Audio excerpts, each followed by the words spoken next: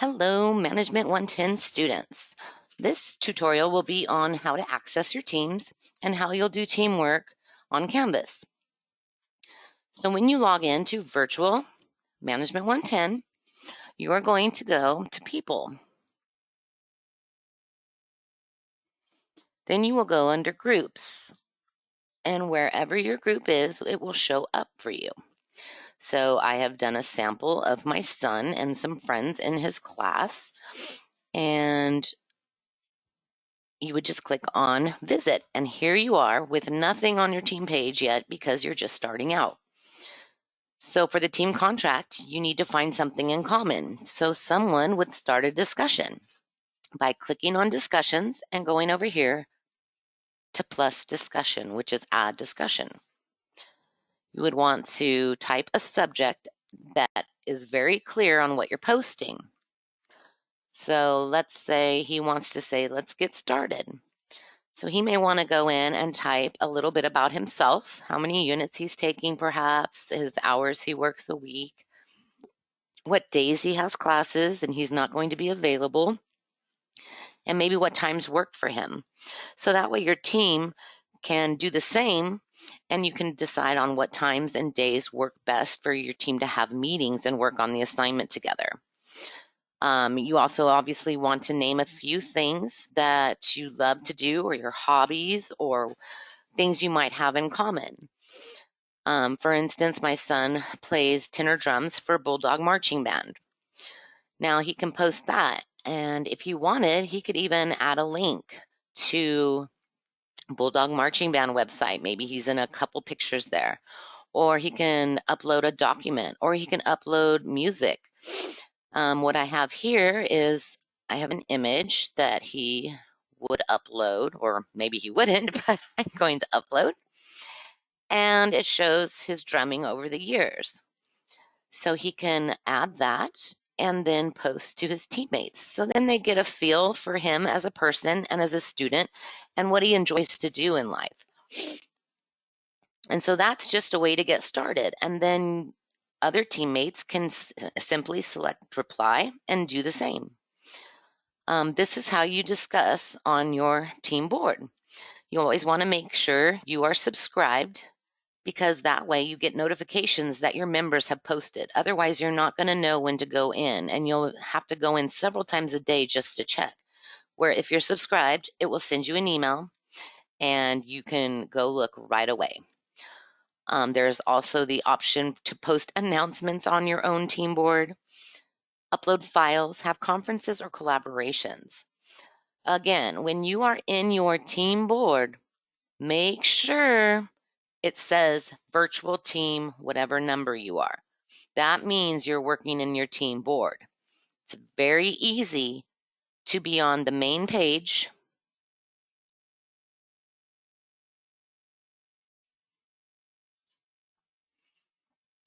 and think you're talking to your team by hitting discussions. But as you can see here, this is the class discussion board. Again, I understand this is incredibly confusing sometimes, but if you think you're talking to your team and you go under discussions and you see Management 110 Virtual, you are posting to the whole class. So again, to talk to your team, you go to People, you go to Groups, and you select your team to talk. Okay, so that sums that part up. Now, for your team to submit assignments, you would want to go back to the main board, and you can click on Assignments, and you go to the assignment that you're ready to submit, and you say Submit Assignment. And it even tells you, keep in mind, this submission will count for everyone in your group. Sorry, I named it Example Team so I could show you these videos. But it will tell you that this accounts for everyone. So only one person needs to upload the file. So you're going to go to Browse, and I'm just going to upload something just for show. You're going to select that, obviously, and you're going to submit the assignment. This down here is the rubric, so that's good to see. So now there has been an assignment uploaded.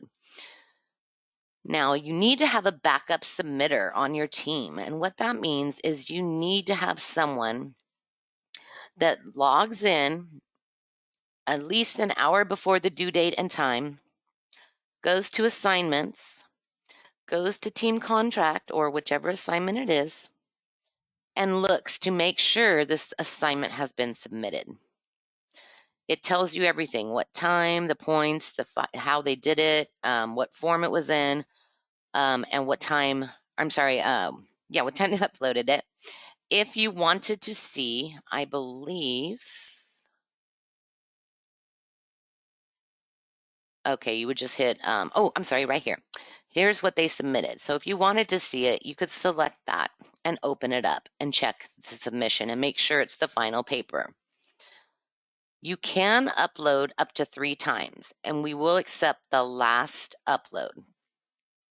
So that is how you submit your group paper. Again, make sure that one person does it, but you also need to have someone make sure that it was uploaded, because if it isn't uploaded by the due date and time, you lose 5 points for every 24 hours after noon, and the whole team loses the points whether or not they were the one responsible for uploading it. So now I want to go back to the teams and show you how to upload agendas and minutes. Every assignment you need to have, every meeting you have, you need to have an agenda and the meeting notes. So you're going to go to your team, people, groups, visit. Now you can have one person do the agenda or everyone. I recommend everyone works on the agenda. Put it on Google Docs perhaps, so everyone can add to it and change it and whatnot. And then before the meeting, make sure one group member uploads the agenda to your discussion board. So for example, I've already created an agenda just for show. So I would go in here and I would pick document and I would upload team meeting. All right, so now there'll be a link there for everyone to open. When they open it, they know what to expect as far as what's going to be in the meeting. When you have your meetings, you want to make sure you stick as close to the agenda as you can. This way, say your meeting may last 30 minutes. If you don't use an agenda, no one has topics to cover, everyone's just kind of reaching and trying to, get everything last minute, your meetings could be unproductive, and they also could last for 2-3 hours because no one was prepared. So that's why required for you guys to have a team agenda for your meetings. I have just simply filled in some of the general things here. When you have the meeting, you turn this team agenda into your meeting notes. So your attendees, say Brian and Josh attended, but Jerry did not. And the requirements before the meeting were to read the team contract assignment and bring at least one paragraph answering each section so you could all discuss and go with different ideas. Then you're going to cover each topic as you go through your meeting. Okay, so you decided to have Jerry as the leader, even though he didn't attend the meeting, but hey, maybe this is what works for you. Then you want to have Brian as the editor and Josh as the compiler. He'll compile all of everyone's work into the assignment. You also need many different roles. So if there's usually 5 people in a group, but many people can have multiple roles. You just kind of decipher that between your team members and decide what is best for each of you to have for a role. These roles don't have to be for every assignment. You can change the roles. And behavior, how you're going to behave, and timelines. Okay, we are going to have Zoom meetings every Monday from 6 to 7. Okay, and things like this, you want to go through everything. You want to be very detailed, and especially for your rules, you want to put all the rules in place for this contract, that when people do not abide, they get consequences and penalties, because it's not fair that people that don't contribute to the paper, attend the meetings, it's not fair that they get the full points. So we'll go over that later, but you want to make sure that you just sit here and type in your notes of what was decided. And then at the bottom, you can say additional things that you went over. Say, since Jerry may not have attended the meeting, Jerry receives a strike. Maybe you have a strike method in your violations. I can't even spell, and that's wonderful that I'm in front of all of you right now. Jerry receives a strike for not attending. Okay, and then maybe Brian left the meeting early, so he gets a warning. And it has to be, your penalties have to be very strict. Like if you have 3 strikes, you get half credit on the assignment. Or if you have 2 warnings, then that's an automatic 10-point deduction from your peer evaluation. You just have to definitely be detailed so that this keeps everyone in line without someone feeling like they're punishing a team member. It's in your contract. That's the rules you have to go by. So once you've done that, you would save it and you would close out, obviously. I'm not even going to go through these steps, but you would have, actually it's this one. So there was your team agenda. Then your next one would be the person that was responsible for doing the minutes of the meeting. So they would come on within 24 hours of the meeting and they would upload the minutes or the agenda again with all the notes.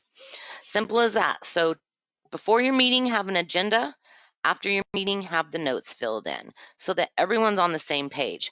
That way, if Jerry didn't show up to the meeting, he can go in here and see all the details, and he can see that he's going to be the leader now. So he better, contact you guys and find out what his duties are or what he needs to do.